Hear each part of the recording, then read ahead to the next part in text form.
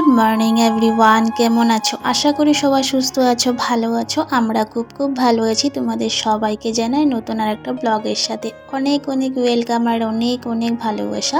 তো আজকে যে যেখান থেকে আমার ভিডিওটা নতুন দেখছো, প্লিজ সাবস্ক্রাইব করে আমার পাশে থেকেও আমাকে সাপোর্ট করো। আর একটা করে প্লিজ লাইক করে দিও, কমেন্ট করতে কিন্তু ভুলো না তোমরা কে কোথায় আমার ব্লগটা দেখছো। তো যাই হোক, সকালবেলা ঘুম থেকে উঠে বাসি কাজকর্ম কমপ্লিট করে নিয়েছি। করে এখন স্নান টান করে এসে দেখতে পারছো পুজোটা দিয়ে দিলাম। সকালবেলা পুজো না দিলে তো আমার একদমই ভালো লাগে না। সকালটা মনে হয় যে পুজোটা দেওয়ার পরে বাকি সব কিছু মানে দিনটা ভালো যায়। আর সব থেকে বড়, পুজোটা দিলে না সত্যি মনটা খুবই একটা তৃপ্তি মনে সারাদিনের আস্তে ধীরে কাজগুলো করি, একটু মনটা ফ্রেশ লাগে। কেন আমি জানি না সবার ক্ষেত্রে হয় কি না, আমার কিন্তু সত্যি সকালে পুজোটা না দিলে না সারাদিন জানি কেমন একটা জানি লাগে। তো পুজোটা দেওয়ার পরে কিন্তু মনটা একদম মানে ধীরে স্থিরে কাজগুলো করতে পারি, মনটা একটু শান্তভাবে থাকে। তো যাই হোক, মানে সকালবেলা পুজোটা দিয়ে দিলাম। পুজো দিয়ে আর এদিকে আমার ছেলে বর সবাই ঘুম থেকে উঠে গেছে। তো বর যাবে অফিসে। তো সকালবেলা পুজো দিয়ে তারপরে রান্নাটা বসাই বরের জন্য, মানে সকালে খেয়ে যাবে। তো পুজোটা মানে দিয়ে দিলাম, এখন গিয়ে করব রান্না। আর যেহেতু আজকে বৃহস্পতিবার, তো বৃহস্পতিবারে আমি এখন পর্যন্ত লক্ষ্মীর ঘরটা বসাইনি। আসলে আমি লক্ষ্মীর ঘরটা আগে বসিয়েছিলাম।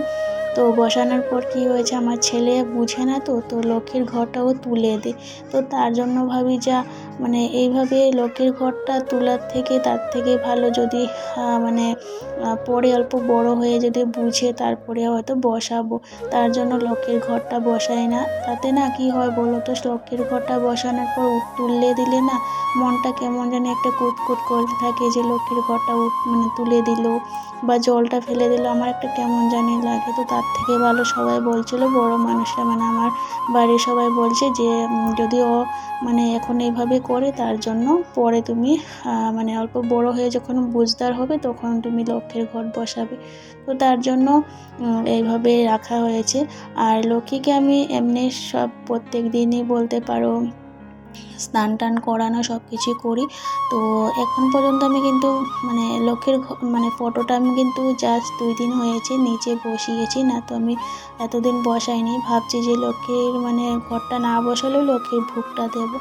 তো যাই হোক, প্রত্যেক দিনের মতনই কাজকর্ম দেখতেই পারলে যে পুজো দিয়ে রান্না বসিয়ে আসলাম, মানে ডাল ভাতটা বসিয়ে আসলাম আর চা করেছি। চা করে এখন দেখতে পাচ্ছ যে চা নিয়ে বসেছি, বড় চা খেয়ে নিয়েছি। আর ছেলে এদিকে বায়না করছে, মানে ও লাল চা দেখেছে তো লাল চা খাবে।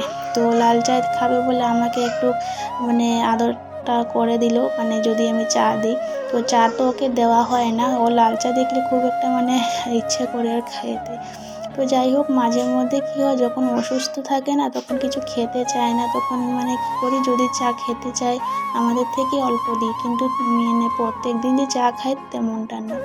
তো যাই হোক, এদিকে সকালবেলার কাজটা কমপ্লিট করে রান্নাবান্না করে বরকে খাওয়া দিয়ে দিয়েছি। দিয়ে এখন ছাদে চলে আসলাম কাপড়টা মেলতে। আর আজকে সকালবেলা রান্নার না ঝামেলা ছিল না, যেহেতু কালকে রাত্রে দেখতেই পেয়েছিলে তোমরা মটন রান্না করেছিলাম। তো মটন তো রাত্রে শেষ হয়নি, সেটা রয়ে গেছে। তো সকালে ডাল ভাতটাই শুধু করেছি, আর কালকের আলু ভাজাও রয়ে গেছে। তো তার জন্য বরকে এগুলো গরম করে দিয়ে দিয়েছো, খেয়ে চলে গেছে। আর এখন আমি চলে আসলাম ছাদের থেকে কাপড় মেলে দিয়ে এসে এখন ভাবলাম ঘরের গোছগাছ করি।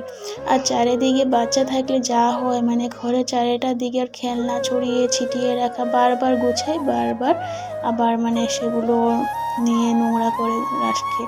তো যাই হোক, আর তো খেলাধুলা করতেই হবে আর ঘরের মধ্যেই সব কিছু, তো তার জন্য আর কিছু বলার মতো নেই। তো মানে বেশি যখন না, ও আবার কি বলো তো, যদি বলি যে এখানে খেলবে না ওইখানে খেলো তবে সেটা কিন্তু শুনি। তো তার জন্য অনেক সময় মানে ইচ্ছে করলেও মানে বকাঝকা করি না, যদিও আমার রাগ উঠে যায় যে মানে এইদিকে নোংরা করছে ওইদিকে নোংরা করছে, বকাঝকা করি না, কারণ ওরও তো খেলার জায়গা লাগবে বা খেলার মতন সব কিছু দরকার, তাই না? তো ঘরের ভিতরে কত সময় আর কী বা খেলবে। তো এদিকে বিছনার মধ্যে খেলা সকাল সকাল নিয়ে বসলো, তো এগুলো এখন মানে গুছিয়ে রাখছি, তারপরে আবার এগুলোকে দিয়ে দেব খেলার জন্য। তো আগে বিছনাটা ঠিকঠাক করে নিই। তো সকালবেলা তো আজকে বললামই যে রান্নার ঝামেলা ছিল না বলে না একটু নিশ্চিন্ত। আর ছেলে আবার চিকেন হোক বা মাটন হোক যদি থাকে না, সেই যে মানে মাংসের মধ্যে যে আলুটা থাকে ও সেটা দিয়ে খেয়ে নিতে পারে, কেননা ও আবার মাংসটা খেতে পারে না, মাংস খায়ও না ও। তো মাংসের যে আলু থাকে সেটা দিয়ে ডাল দিয়ে খেয়ে নেয়। তো সেটাই মানে ওর সবথেকে মানে ফেভারিট বলতে পারো। তো তার জন্য ওর জন্য আমি মাংসতে বেশিরভাগ বেশি আলু দিয়ে মানে রান্না করি। যদিও মানুষ আমরা 3 জন হলেও কী করি, আলুটা বেশি পরিমাণে দিই, কারণ বাচ্চা যখন খেতে সেটা ভালোবাসে তার জন্য আলুটাই দেওয়া হয়, কারণ ও মাংস খায় না।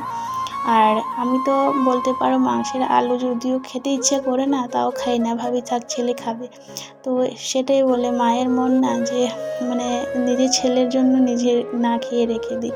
মানে আমার সত্যি আমি ভাবি কি, ছেলেটা যখন আলু দিয়ে একটু খেতে ভালোবাসে তাই খাক, মানে লাগলে আমি রেখে দিই, তুলে রেখে দিই, লাগলে ও পরে খাবে। তো সেই রকম করি। তো যাই হোক, আমার এদিকে ঘরের বিছনাপত্র ঠিকঠাক করা হয়ে গেছে, চেয়ারটা গোছগাছ করে নিয়েছি। আর বাইরে আজকে রোদ্রটা সকালবেলা কিন্তু বেশ ভালোই ছিল। সকালে আজকে রোদ্রটা উঠেছে, কালকে তো একদম মেঘলা ওয়েদার ছিল, আজকে রোদ্রটা বেশ ভালোই আছে। তো যাই হোক, যেমন রোদ্র দিচ্ছে তেমন কিন্তু হাওয়াও দিচ্ছে। তো কার্পেটটাও মেলে নিলাম, কারণ কার্পেটটা তো প্রত্যেক দিন তুলে ঘর মোছামুছি করি, আর পাতা হলো না, তো এখন কার্পেটটা পেতে নিলাম। আর এখন এই ঘরে চলে আসলাম বিছনাটা ঠিকঠাক করতে। এই ঘরের বিছনাতে তো কেউ ঘুমায় না, কিন্তু প্রত্যেক দিন এই ঘরের বিছনাটা ঠিকঠাক করতে হয়, কারণ এই যে যখন ছেলে আসলো এই ঘরের বিছনাতে উঠবে, লাফালাফি করবে, তারপরে বর হয়তো মাঝে মধ্যে এসে শুয়ে থাকে। তো এই করে আমার প্রত্যেক দিন এই ঘরের বিছনাও ঠিকঠাক করে রাখতে হয়।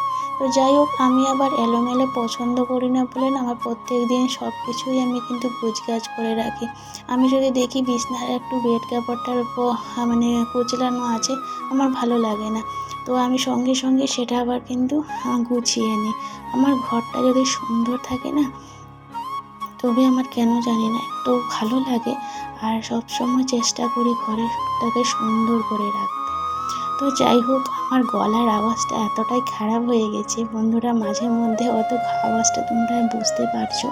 শরীরটা খারাপ হওয়ার পর থেকে না মানে আওয়াজটা মানে অনেক সময় এরকম হয়ে থাকে, হঠাৎ করে গলার আওয়াজটা চেঞ্জ হয়ে যাচ্ছে, হঠাৎ করে কেমনটা আমি কথা বলছি তেমনটা হয়ে যাচ্ছে। তো যাই হোক, এদিকে দেখতেই পাচ্ছ যে বিছনাপত্র তুলে এসে এই যে মানি প্ল্যান্টটা আছে না, এই মানি প্ল্যান্টটাতে অল্প জল দিলাম, আর গাছের মধ্যে অল্প জল দিলাম। তো গাছের বলে যে গাছের নাকি স্নান করানো দরকার, তো গাছের উপর জল দিলাম। তো বেসিনে নিয়ে দিলাম যাতে জলটা বেসিনে পড়ে যায়। আর আমি একটা দেখতে পাচ্ছ বোতলের মধ্যে অল্প ডিজাইন করলাম, আসলে মাঝখানে কয়েকদিন আগে সেটাকে আমি অল্প ডিজাইন করে রেখেছিলাম শুকানোর জন্য, বাকিটি করা হয়নি, তো সেগুলো করলাম। আর এদিকে দেখতে পাচ্ছ কালকের রান্না যা যা আছে তোমাদেরকে শেয়ার করলাম, আর এখন শুধু বানাচ্ছি লাউ দিয়ে ডাল দিয়ে। তো লাউ আর ডাল দিয়ে আমি এইভাবে বানাচ্ছি। তো ডালের সাথে আমার এটা হয়ে যাবে, আলু ভাজাটা আমি আর ছেলে এখন সকালবেলা খেয়ে নেব। তো যাই হোক, আমার রান্না বান্না কমপ্লিট হওয়ার পর এদিকে আমি গ্যাসের চুলাটা ক্লিন করে নিচ্ছি।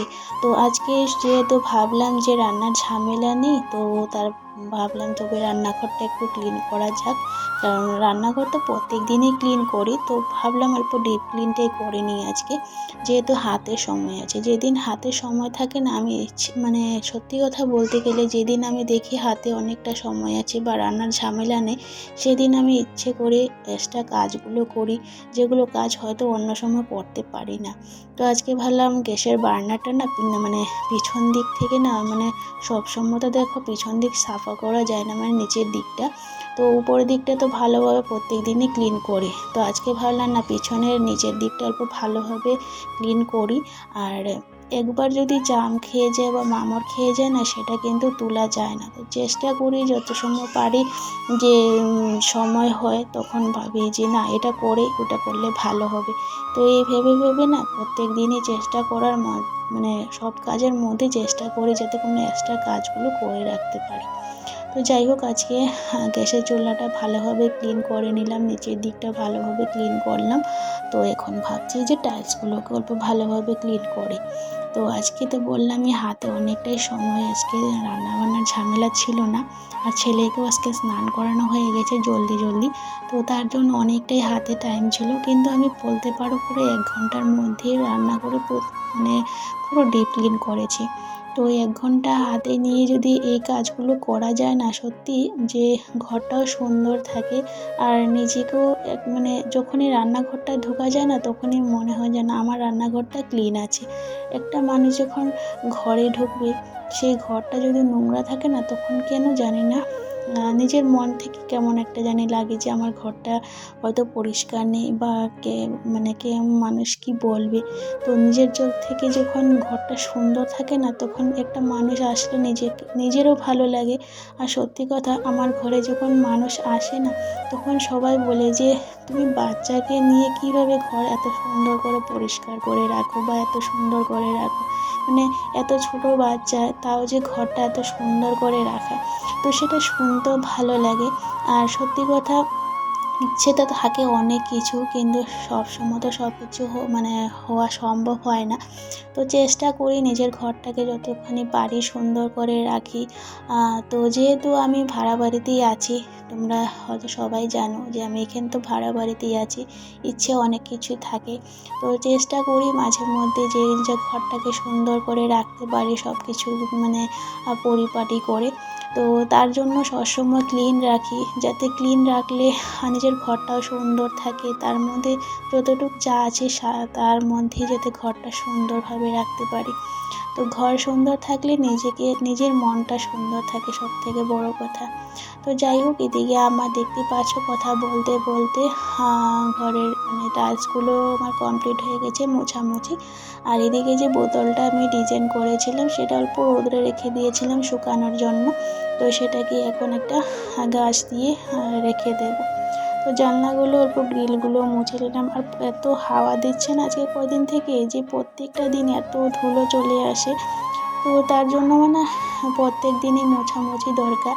প্রত্যেক দিন মোছামুছি করে রাখলে সবথেকে ভালো কি, যে এই যে প্রত্যেক দিন ক্লিন করলে তখন অল্প অল্প যেগুলো ধুলাবালি থাকলো সেগুলো উঠে যায়। আর যখন তুমি সাপ্তাহিক করা হয়, বা বলতে পারো 10 দিনে 15 দিনে করা হয় না, তখন সেই যে ধুলোটার মধ্যে আরও ধুলো পড়ে, তখন সেগুলো আরও বেশি পরিমাণে হয়ে যায়। তখন সেগুলো তুলতেও অনেকটা টাইমের দরকার পড়ে, বা অনেকটা কষ্টও হয়। তো প্রত্যেক দিন এইভাবে কাজ করে রাখলে না, কোনো দিনও কোনো কাজই কষ্ট হয় না। আর সবথেকে বড় কথা, নিজের ঘরটা সুন্দর থাকে। তো যাই হোক, আমার এদিকে সব কিছু কমপ্লিট হয়ে গেছে মোছামুছি করা। তো ফ্রিজের এদিক থেকে আসলাম, ফ্রিজের ওপরে বোতলগুলোকে আমি এইভাবে রেখে দিয়েছিলাম। তো এগুলো বোতলগুলোকে অল্প মুছে, আর থালাটা মুছে নিলাম। আর এদিকে আমার কৌটো ছিল, যেগুলোতে কাজু আর তোমার কি বলে সেটা ভুলেও গেলাম। তো সেটা আমি মুছে নিলাম। তো এদিকে আমি দেখতে পাচ্ছ, আর ফ্রিজটা না আমার ভিতরটা আমি জাস্ট 2-3 দিন আগে আমি ফ্রিজটা ভিতর মুছেছিলাম। তার জন্য ভিতরটা আর মোছা হলো না, বাইরের দিকটা অল্প মোছামুছি করে রেখে দিলাম। তো যাই হোক, এদিকে আমার সব কাজ কমপ্লিট হয়ে গেল 1 ঘন্টার মধ্যে। এসে দেখি কি, আমার ছেলে পড়াশোনা করতে বসেছে। দেখতে পাচ্ছ, ও নিজে নিজে খাতা আর পেন্সিল দিয়ে লেখাপড়া করছে, ABCD লিখছে। দেখে আমি পুরো অবাক হয়ে গেলাম। তো যাই হোক বন্ধুরা, দিনের বেলা আর তোমাদের সঙ্গে কোনো কিছু শেয়ার করলাম না, চলে আসলাম এখন সন্ধ্যার সময়। এসে চা বসালাম, ছেলের জন্য দুধ বসালাম। আর বর এদিকে নিয়ে এসেছে বাজার। তো বাজারে দেখতেই পাচ্ছ কী নিয়ে আসলো। ঝিঙ্গে নিয়ে আসলো, তারপরে এদিকে টমেটো, তারপরে ছিল লেবু ছিল, তারপরে ভেন্ডি ছিল, তারপরে আদা ছিল, তারপরে কাঁঠালও ছিল, আর এখানে চাল কুমড়ো।